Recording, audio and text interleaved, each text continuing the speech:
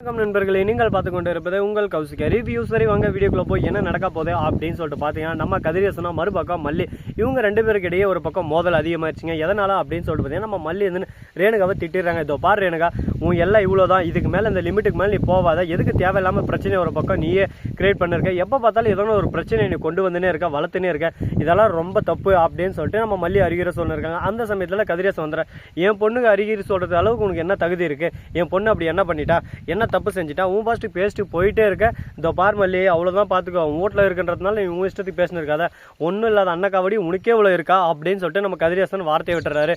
எனக்கு ஒன்றும் இல்லைன்னு சொல்லிட்டு யார் சொன்னேன், எங்கள் அண்ணா இருக்காங்க, எங்கள் அண்ணி இருக்காங்க, நீங்கள் எப்படி இந்த மாதிரியெல்லாம் பேசலாம், இந்த மாதிரி தேவையில்லாத வார்த்தையெல்லாம் பேச வச்சுக்காதீங்க, அப்படி உங்ககிட்ட எல்லாமே தானே இருக்குது, எதுக்கு தேவையில்லாமல் ரேணுகா கூட்டினு வந்து இங்கே உட்கார வச்சுருக்கீங்க, கூட்டின்னு போங்க, உங்கள் கூட்டிலே உட்கார வச்சுன்னு அழகு பாருங்கள், என் பொண்ணு முதல் புருஷன் விஜய் கூட தான் இருக்கணும், அதுதான் சட்டப்படி நிரந்தரம் அப்படின்னு சொல்லிட்டு சொல்கிறாங்க. உடனே நம்ம மல்லி இருந்துன்னு, அது உங்கள் தப்பு, உங்கள் பொண்ணு இறந்துட்டான்னு சொல்லிட்டு விஜய் மறு கல்யாணம் பண்ணார், மற்றபடி யாருக்கும் எந்த ஒரு துரோகமாக அவர் பண்ணதில்லை, அவர் எந்த அளவுக்கு நல்ல மனசுனா அவரோட பொண்ணுக்காக மட்டும்தான் நான் கல்யாணம் பண்ணார் தவிர, அதுவும் நீங்கள் பண்ண சூழ்ச்சி, நீங்கள் எப்படியாவது விஜய் ஜெயிலில் போட்டு கழித்து என்ன வைக்கணும், உண்மை எது பொய் எதுன்னு சொல்லிட்டு தெரியாமல் உங்கள் பொண்ணு உயிரோடுக்கிறதும் அறியாமல் விஜய் தான் அந்த தப்பை பண்ணாருன்னு சொல்லிட்டு விஜய் மேலே தேவையில்லாத பழியை போட்டு விஜயோட வாழ்க்கையை நாசனம் பண்ண பார்த்தீங்க. அப்படிப்பட்ட உங்களை சும்மா விட்டு விஜய் பரவாயில்ல அப்படின்னு சொல்லிட்டு சும்மா விட்டு வச்சிருக்காரு. ஆனால் நீங்கள் இருந்துன்னு இந்த மாதிரி கேவலமாக எச்சக்கலை மாதிரி பண்ணிருக்கீங்க. உங்களுக்கு கூட கொஞ்சம் கூட அசிங்கம், அவமானம், துக்கம், துயரம், இந்த மாதிரி எந்த ஒரு விஷயமே உங்களுக்கும் அதுக்கும் செட் ஆகாது. நீங்கள் வந்து விஜயை பற்றி பேசுகிறீங்க, இதுக்கு மேலே பேசுகிற வேற வார்த்தை வச்சுக்காதீங்க, அதுக்கப்புறம் என் வாயில வேற தானே வந்துடும் அப்படின்னு சொல்லிட்டு நம்ம மல்லி கோவப்பட ஆரம்பிச்சிடறாங்க. என்னம்மா மல்லி ஓவராக பேசிட்டு போயிட்டே இருக்கேன், பெரியாள் அப்படின்ற மரியாதை எதுவுமே இல்லையா, பெரியாளுன்ற மரியாதை என் மனசுக்குள்ளே இருக்குது, அதுக்கேற்ற மாதிரி பெரிய மனுஷன் மாதிரி நீங்கள் நடந்துக்கணும், அதுக்கேற்ற மாதிரி நீங்கள் நடந்துக்கலையே, தேவையில்லாமல் ஒரு பக்கம் என் குடும்பத்தை பற்றி இருந்தால் நான் இப்படி தான் பேசுவேன் அப்படின்னு சொல்லிட்டு ஒரு பக்கம் ஆவேசத்தோடையும் கோவத்தோடையும் பேசுகிறாங்க. அந்த இடத்துல எதுவுமே பேச முடியாது. நம்ம கதிரேசன் போகிறாரு, விஜய் வராரு, விஜய் கிட்ட சொல்ல, விஜய் வந்து மல்லி அடிக்க வந்துடுறாரு. எதுக்கு மல்லி இந்த மாதிரி பண்ணுற, உங்கள்கிட்ட யார் இந்த ரைட்ஸ் கொடுத்தது, இதுக்கு தான் உன்னை இந்த வீட்டில் எந்த இடத்துல வைக்கணுமோ அந்த இடத்துல வச்சிருக்கணும், தேவையில்லாமல் தலைமையில் தூக்கி வச்சு ஆறுனால அதுக்கு நீ இதுவும் பண்ணுவேன் இதுக்கு மேலே பண்ணுவேன் அப்படின்னு சொல்லிட்டு விஜய் திட்டுறாரு. விஜய் இதோ பாருங்கள், எதுவுமே தெரியாமல் என்ன நடந்தது ஏது நடந்தது புரியாமல் உங்கள் இஷ்டத்தை கோவப்படுறதுக்கு இது ஒன்றும் உங்கள் இஷ்டம், அதை பற்றி நான் புரிஞ்சுக்கோங்க.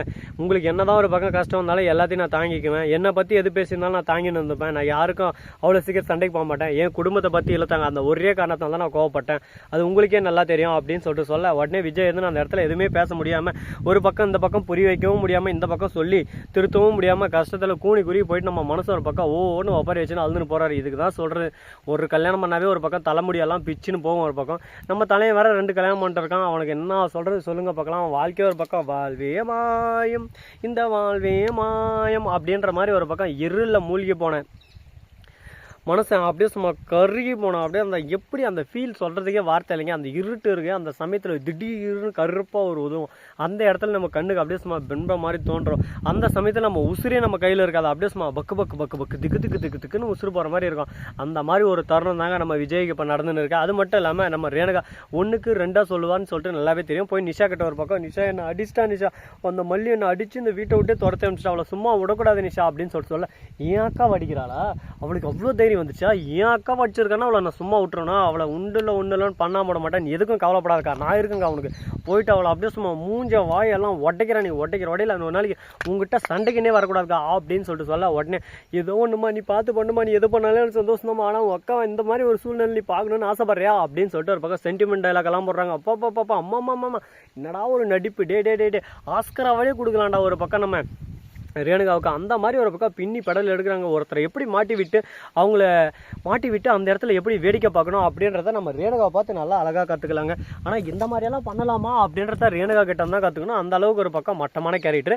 சரி, அவங்கள பற்றி பேசி நம்ம எதுக்கு போர் அடிக்கணும். ஒரு பக்கம் ராஜேஸ்வரி, ரஞ்சிதா இவங்க 2 பேரும் ஒரு பக்கம் பிஸ்னஸ் ரீதியாக எல்லாத்தையும் ஒரு பக்கம் கெடுக்கணும், இவங்க சந்தோஷமாக இருக்கக்கூடாது, இவங்க பிஸ்னஸை ஒழிக்கணும் அப்படின்னு சொல்லிட்டு கங்கன காட்டுன்னு தெரிஞ்சுன்னு இருக்காரு. இவங்க திரியறதெல்லாம் பார்த்தா நமக்கே ஒரு பக்கம் ஐயோ உண்மையாக ஒரு பாரு ஒழிச்சிருவாங்களோ, விஜய் நீ எப்படியாவது இந்த பிஸ்னஸ் ஜெயிச்சு நீ தான் இந்த இடத்துல முன்னிலைக்கு வரணும், அதுதான் எங்களோட ஆசை. ஆனால் அது நடக்குமா, நடக்க வாய்ப்பு இருக்கா, இந்த மாதிரி ஒரு தருணத்தில் உங்களுக்கு கஷ்டத்து மேலே கஷ்டம் வரும், எல்லாத்தையும் ஒரு பக்கம் தாங்கிக்கணும் அப்படின்னு சொல்லிட்டு நாம சொல்லலாம். ஆனால் ரஞ்சித் வந்து ஒரு பக்கம் ராஜேஸ்வரி கிட்ட ஒரு செம்மையான பிளான் சொல்லியிருக்காங்க. அது என்னன்னு சொல்லிட்டு பார்த்தீங்கன்னா, அந்த குணாவுக்கும் குழந்தை இருக்கு, அந்த குழந்தைய நம்ம கடத்திட்டா நம்ம என்ன சொல்கிறோம்ல அதை கேட்டு தான் அந்த டெண்டரை வந்து கேன்சல் பண்ண சொல்லி விஜய் கூட போட்டு இருக்க அக்ரிமெண்ட்டையும் கேன்சல் பண்ண சொல்லலாம். அதுக்கப்புறம் விஜய் அணுவணுமா ஒரு பக்கம் சித்திரவதைப்படுவான். ஐயோ எங்கே போகிறது என்ன பண்ணுறதுன்னு சொல்லிட்டு தெரியாமல் வாழ்க்கையில் என்னடா நம்மளை ஜெயிக்கிறதுக்கு வாய்ப்பே இல்லையா, நம்மளை மட்டும் ஏன்டா அது மாதிரி துரத்தி அடின்னு அடிக்கிறாங்க, நம்ம அப்படி என்னடா தப்பு பண்ணோம் அப்படின்னு சொல்லிட்டு ஃபீல் பண்ணி ஒரு பக்கம் கதறி அழுவான். அதை பார்த்து நம்ம ஒரு பக்கம் ரசிக்கலாம் அப்படின்னு சொல்லிட்டு நம்ம தலைவி ரஞ்சிதம் ஐடியா கொடுத்துன்னு இருக்காங்க. என்னம்மா ரஞ்சிதம்மா, விஜய் மாமா அந்தளவுக்கு பிடிக்கும் இந்த அளவுக்கு பிடிக்கும்னு சொல்லிட்டு ஒரு ஏர் அளவுக்கு கூட பிடிக்காம உன் இஷ்டத்துக்கு இந்த மாதிரி எல்லாம் பேசிட்டியாமா, நீ பேசுறதை கேட்கும் போது என் மனசு எந்த அளவுக்கு கஷ்டமா இருக்கு தெரியுமா, விஜய் உங்களை எந்த அளவுக்கு ஒரு பக்கம் காதலிச்சுவா, உங்களை எந்த அளவுக்கு வெறுக்கிறான்னா அந்த அளவுக்கு நீங்க எப்படி மாறி இருக்கீங்க அதை புரிஞ்சுக்காங்க. ஃபர்ஸ்ட் உங்க மேல உசுரே வச்சிருந்தாங்க, அவங்க பண்ண தப்பு மல்லி மேல வெண்பா மேல உசுறு இல்லாம இருந்தது. வெண்பா தனக்கு பிறந்த பொண்ணு இல்லைல்ல, அவள் யாரோ ஒருத்திக்கு பிறந்த குழந்தை, அவளுக்காக நான் எதுக்கு பாசம் காட்டணும் அப்படின்னு சொல்லிட்டு நம்ம ரஞ்சிதம் நினச்சாங்க. மற்றபடி விஜய் மேலே உசுரை தான் வச்சுன்னு இருக்காங்க. ஆனால் விஜய் பொறுத்த வரைக்கும் வெண்பா மேலே உசுரை வச்சுன்னு இருக்காரு. வெண்பாவுக்காக தான் அவர் வாழ்ந்துக்கிட்டே இருக்காரு. அப்படிப்பட்ட வெண்பாவை இந்த மாதிரி ஒதுக்கி வைக்கிறது இவருக்கு பிடிக்கல. அதனால் சரி ஓகே, இவகிட்ட நம்ம இதை பற்றி பேசி இதிலேருந்து நம்ம எந்த ஒரு விஷயத்தையும் நம்ம கன்வே பண்ண முடியாது. அதனால் மல்லிக்கு வெண்பாவுக்கு இவங்க 2 பேரும் தான் செட் ஆகுது. அதனால் வெண்பாவுக்கு மல்லி என் வாழ்க்கை துணையாக வந்தால் நல்லாயிருக்கும். ஆனால் ரஞ்சிதம் வந்தால் அடுத்த செகண்டே கொடுமை மேலே கொடுமை பார்த்து ஆரம்பிக்கிறோம். அதுவும் அவளுக்குன்னு ஒரு குழந்தை வச்சாலும் அதுக்கப்புறம் சொல்லவே தேவையில்ல, நம்ம வெண்பாவோட வாழ்க்கை சீரழிஞ்சு போயிடும் அப்படின்னு சொல்லிட்டு ஃபீல் பண்ணுறாங்க. அவங்க ஃபீல் பண்ணுறதெல்லாம் கேட்கும்போது ஒரு பக்கம் நமக்கே வருத்தமாக தான் இருக்குது, துக்கமாக தான் இருக்குது. என்னடா இந்த அளவுக்கு ஒரு பக்கம் நம்ம தலைவனை ஃபீல் பண்ண வச்சுட்டிங்களாடா, ஏன்டா கவலை மேலே கவலைப்பட வச்சுன்னு இருக்கீங்க, அவன் பாவடா நம்ம தலைவன். ஸோ நண்பர்களே, இந்த வீடியோ பிடிச்சிருந்தா லைக் பண்ணுங்கள், கமெண்ட் பண்ணுங்கள், ஷேர் பண்ணுங்கள், டிண்டிங் பெல்லை தட்டி விட்டு போங்க. அப்போ தான் நான் போகிற அடுத்தடுத்த வீடியோ உங்களுக்கு உடனுக்குடன் நோட்டிஃபிகேஷனில் வந்து கொண்டே இருக்கும். மிக்க நன்றி, தேங்க்ஸ் ஃபார் வாட்சிங், டாடா, see you, நன்றி, வணக்கம், வந்தனம், வருக தருக.